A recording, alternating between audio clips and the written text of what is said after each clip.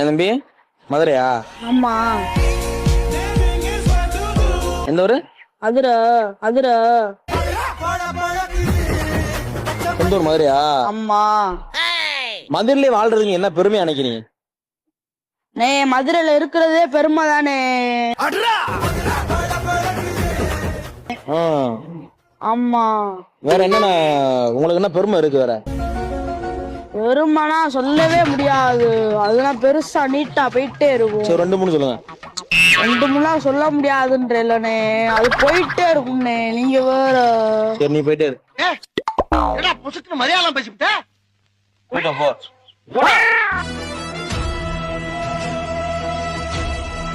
போடா பண்ணி. போ நிக்காம போயிட்டு இருந்தேன் போ.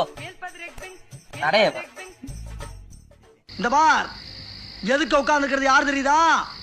சூனா பானா.